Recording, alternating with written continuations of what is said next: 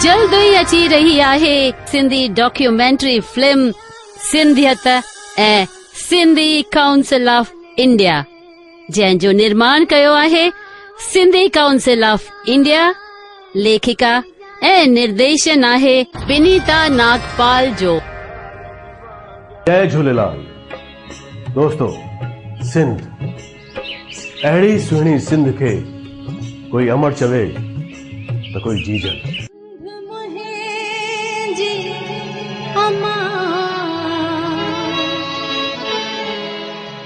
Documentary film सिंधियत ऐं Sindhi council of India में ॾिसंदा असांजी मिठड़ी सिंध जे सुनहरे इतिहास जूं हैरत अंगेज झलकियूं। सिंधु नदी जंहिंजी गर्जना स्वर्ग लोक ताईं पहुचंदी आहे, उन जे किनारे ते असांजे ऋषि मुनिनि वेद पुराण ॾिसंदा दिल दहलाईंदड़ सिंध ते विदेशी हमलावरनि जूं काहूं। सिंध धारियनि लाइ हिंदुस्तान में दाख़िल थियण लाइ अचण लाइ दरवाज़ो हिकु ई दरवाज़ो। असांजे सिंधी सूरमनि कंहिं सां न मुक़ाबिलो कयो, दारा सां मुक़ाबिलो कयो, सिकंदर सां टक्कर ॾिनी ऐं अरबन सां भी मुंहुं तोड़ टक्कर ॾिनी। सिंधी सरज़मीन ते अहिड़नि सूरवीरनि जो जनम थियो ऐं असां उन्हनि सूरवीरनि जी अहिड़नि बहादुरनि जी औलाद आहियूं। डॉक्यूमेंट्री असांखे ॼाण कराईंदी त असीं आहियूं दुनिया जी सभ खां पुरानी ऐं ऊंची सभ्यता ऐं संस्कृतीअ जा वारिस। सिंधियत ऐं असांजी तहज़ीब केतिरी महान आहे, केतिरी प्राचीन आहे, उहा ख़बर दुनिया खे तॾहिं पई जॾहिं इंडस वैली यानी सिंधु वैली में जॾहिं खोटाई थी, एक्सकवेशन थी ऐं उते मुअनि जो दड़ो पायो वियो। ऐं ॾिसंदा असांजे रीति रवाज़नि ऐं रस्मनि जो मज़ेदार झलकियूं। हर क़ौम जे तहज़ीब जी सुञाणप उनजे रहणीअ तां, उनजे वीचारनि तां, उनजे ॾिण वारनि तां ऐं उनजे वरसे तां पवंदी आहे ऐं हर इंसान खे पंहिंजे वरसे ते नाज़ थींदो आहे, फ़ख्रु थींदो आहे।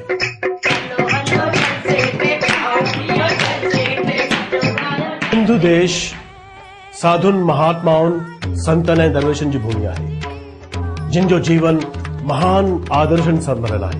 ऐं ॾिसी फ़ख्राइतो महसूस कंदा असां सिंधियुनि जो आज़ादीअ जे लड़ाईअ में ज़बरदस्त योगदान ऐं ॾिनल बलिदान जूं झलकियूं। सभिनी सिंधियुनि जो हिकु ई बुलंद नारो, कान खपे कान खपे हारी सरकार कान खपे। ही महान नौजवान जिन असांजे लाइ हिकु वॾी मिसाल क़ाइमु कई।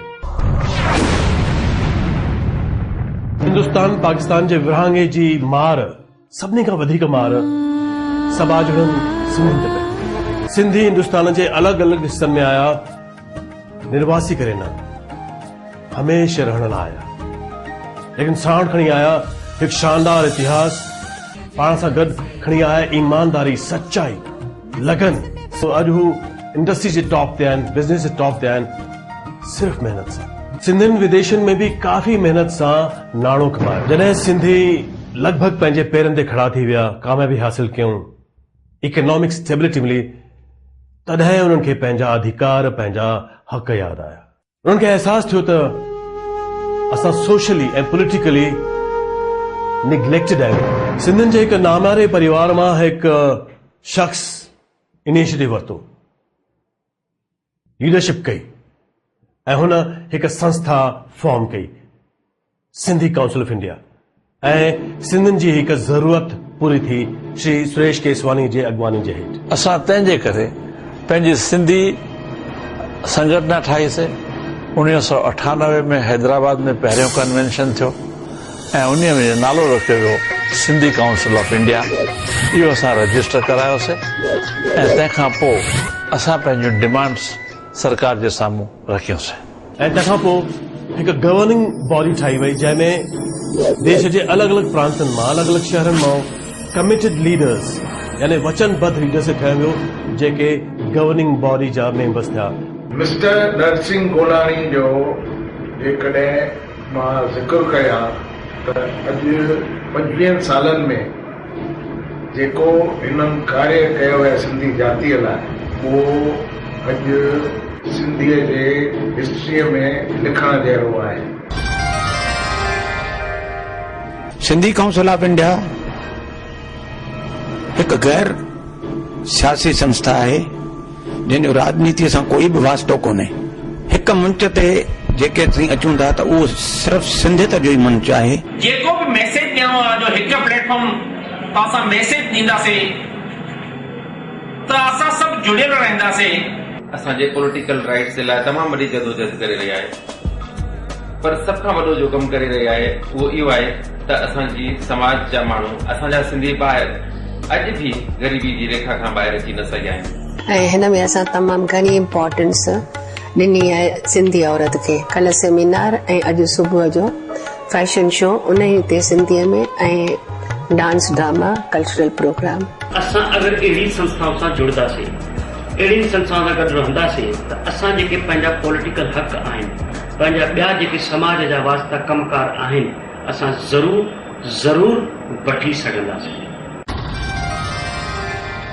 असांजी सिंधी काउंसिल ऑफ इंडिया हिकिड़ी लैंडलेस स्टेट गवर्नमेंट आहे। देश जा सिंधी युवक एकजुट थियनि। असां क्लब स्टार्ट कंदासीं जंहिंमें नंढो वॾो अची करे सभु गेम्स सभु रांदियूं पंहिंजो मेल मिलाप थींदो, काई फंक्शन करे सघंदासीं लाल साईं जो, झूलेलाल जो ऐं होली ॾियारी सभु ॾिण वार सभु कंदासीं। भेनरूं, असांखे सॼे मुल्क में सिंधियत जो अलॻि जॻाइणो आहे, मातृ शक्तिअ खे अॻियां अचणो आहे, छो जो माता ही पंहिंजे खीर सां गॾु पंहिंजी औलाद खे सिंधियत जी गुटी प्यारे सघे थी ऐं सिंधियत जा सच्चा शैदाई असांखे ॾेई सघे थी। छाकाणि त ॿाहिरियुनि मुल्कनि में असीं पंहिंजा हक़ या पंहिंजूं डिमांड्स पेश कोन था करे सघूं, पर घटि में घटि ॼाण उते सिंधियुनि खे मिली सघे थी त भई ये Sindhi council of India Hindustan में छा करे रही है। हिंदुस्तान जे सभिनी सिंधियुनि खे गॾिजी पंहिंजो आवाज़ मर्कज़ी सरकार ताईं पहुचाइणो आहे। छाकाणि त असांजी सॼी स्टेट पाकिस्तान में रहिजी वई ऐं असां हिते स्टेटलेस सिटीज़न्स आहियूं। असांखे स्पेशल प्रोविज़न नॉमिनेशन जो हक़ सरकार जे पालियां मिलणु खपे। असांजो पहिरियों अधिकार आहे त भारत जी सत्ता ऐं संपत्तिअ में असांजी हिसेदारी। सिंध सॼो बदकिस्मतीअ सां पाकिस्तान में शामिल थी वई, तंहिंजे करे असांजा जेके हक़ आहिनि उहे असांखे बुनियादी हक़, असांजे धर्म जो हक़, असांजी पूजा जो हक़ उहो त असांखे मिलियल आहे, उन में कोई फ़र्क़ु कोन्हे, पर असां सियासी हक़ पंहिंजा विञाया छाकाणि त असांखे स्टेट कोन्हे। जेके गुरू असां सरकार खे रखियूं आहिनि उहे सभु जो सभु हिंदुस्तान जे विधान जे दायरे जे अंदरि ई आहिनि। अमर शहीद हेमू कालाणी हिन देश जो हिकिड़ो शहीद हुयो।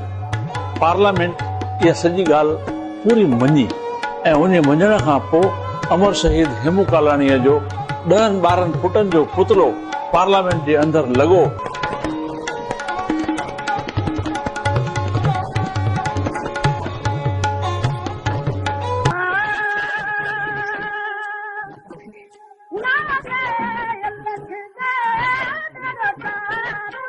सिंधु धारा के सिंधी काउंसिल ऑफ इंडिया विसारियो न आहे। इन करे साहित्य, कला, संस्कृति, भाषा जे लाइ ऐं उन जे फैलाव लाइ काफ़ी यत्न कया आहिनि, ज़िक्र करण जहिड़ा आहिनि। असां हर एक पॉलिटिकल पार्टी सां गॾु आहियूं। पॉलिटिकल डिफरेंसेस या पॉलिटिकल एस्पिरेशंस सिंधी काउंसिल जो मक़सदु आहे ई कोन। लेकिन हाणे असांजी 4 पीढ़ियूं गुज़री चुकियूं आहिनि। हिंदुस्तान जे पार्टीशन असांजी डिमांड्स, जाइज़ डिमांड्स यकीनन पूरी कनि।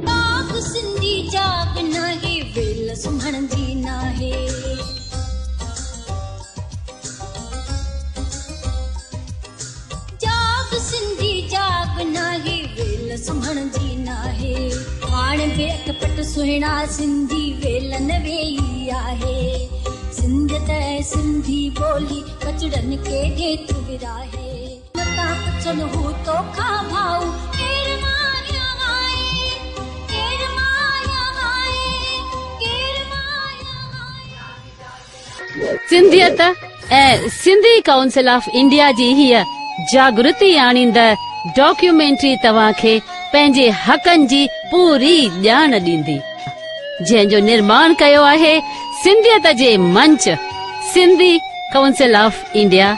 हिन जी लेखिका ऐं निर्देशिका आहे विनीता नागपाल।